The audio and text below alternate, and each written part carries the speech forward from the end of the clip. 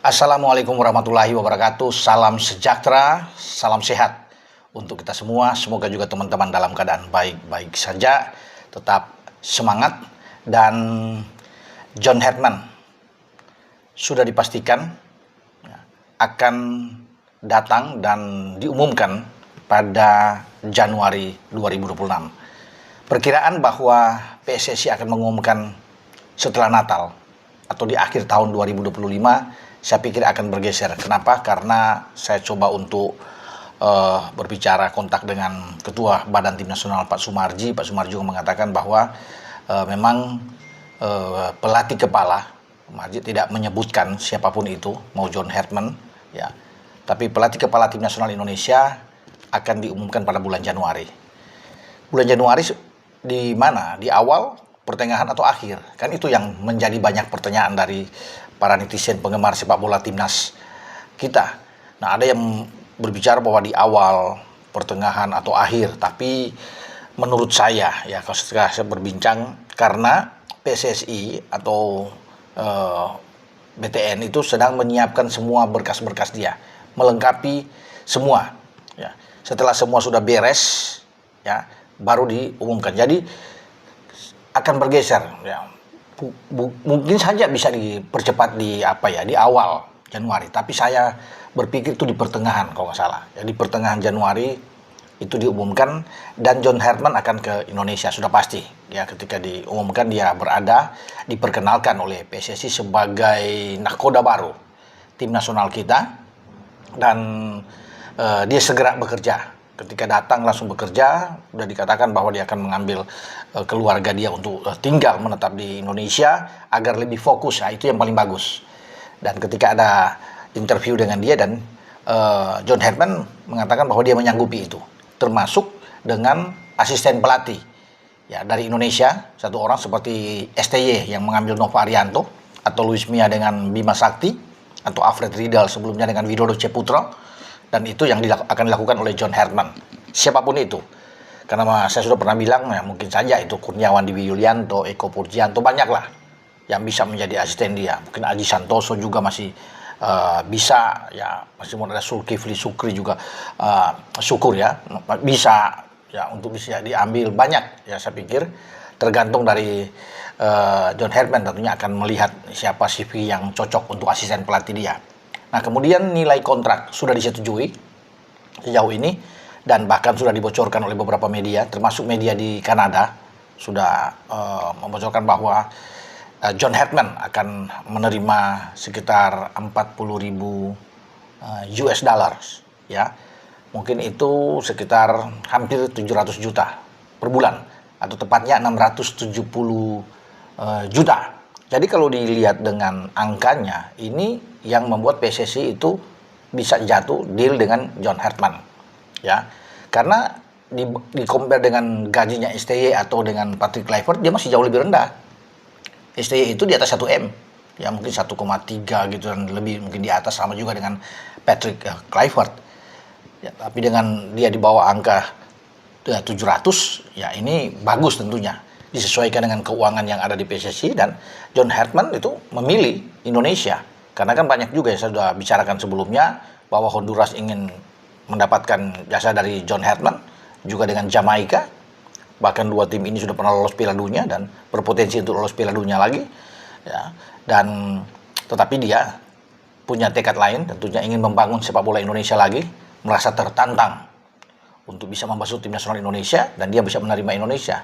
Ya, suatu kabar yang bagus tentunya untuk kita semua, dan kita berharap yang terbaik. Sejak pasca pemecatan dari pelatih sebelumnya Patrick Kluivert yang bekerja tidak sampai 10 bulan untuk kemudian diberhentikan karena kita gagal di putaran keempat pra Piala Dunia Zona Asia di grup B.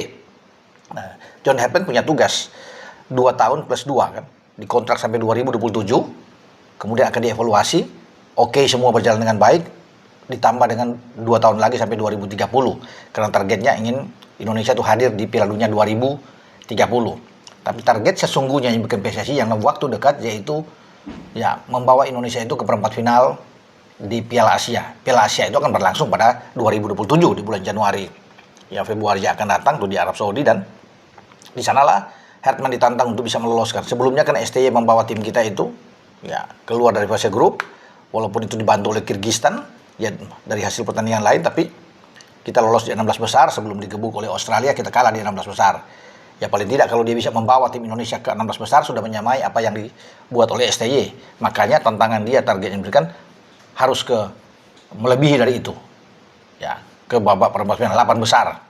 Ya, dan dia akan coba ya, semuanya itu target yang diberikan untuk seorang John Herman.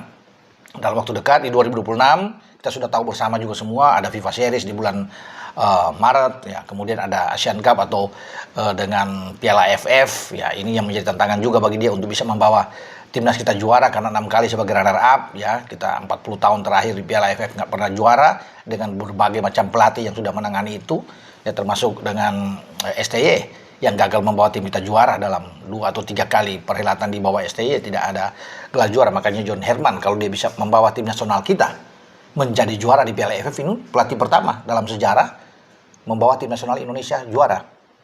Oke, berangkat lagi keluar dari situ, nanti di bulan September dan Oktober itu ada lagi AFC ya, Nations League yang akan digulirkan oleh FIFA. Itu melibatkan semua tim Asia, tim terbaik Asia, dan nantinya akan dibagi berdasarkan format yang ada ya, di 4 kategori sama seperti di Eropa kan. Dan itu formasinya akan formatnya seperti apa FIFA akan mengumumkan di bulan Januari 2026. Nah, itulah rentetan agenda bagi pelatih baru John Herman ya, karena John Herman itu namanya sudah kemana-mana, semua juga sudah tahu, bukan rahasia lagi, tinggal diumumkan saja ya, semua media juga di luar negeri sudah mengatakan bahwa Indonesia akhirnya memilih John Herman ya, tinggal tentunya ini secara resmi saja ya, ini ketua umum yang akan mengumumkan kepastiannya John Herman ya teman-teman.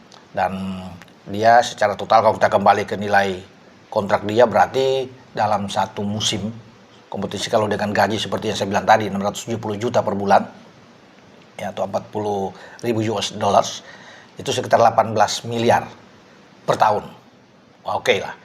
Jadi kalau 2 tahun sampai 2027 berarti ada 32, bisa 32 sekian atau 3 ya lebih lah dari situ ya, kalau bisa dikatakan ya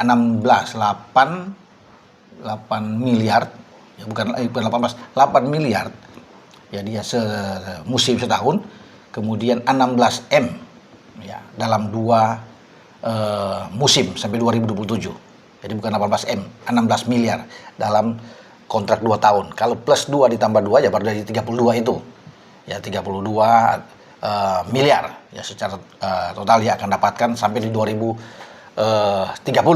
Nah, itu harga yang didapat oleh John Herman dan sudah disetujui, tinggal dia bekerja buat timnas kita dan semua menantikan itu, terutama di bulan Maret ya, 3 bulan ke depan, karena kita sebagai tuan rumah di FIFA Series yang ditunjuk oleh FIFA.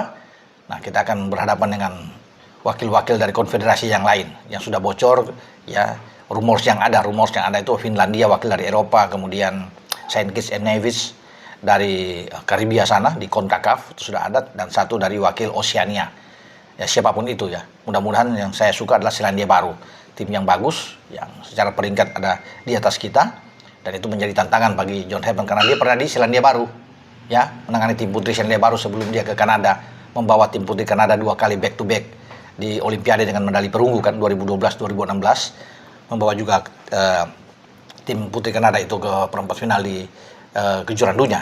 Jadi enak kalau kita ketemu dengan Kanada untuk prianya. Semoga itu bisa terjadi. Tapi kan kalau bicara Oceania banyak, ada Samoa, ada Fiji juga yang bisa menjadi lawan kita nantinya di FIFA Series. Oke, dengan saya Bung Ropan bicara. Ciao.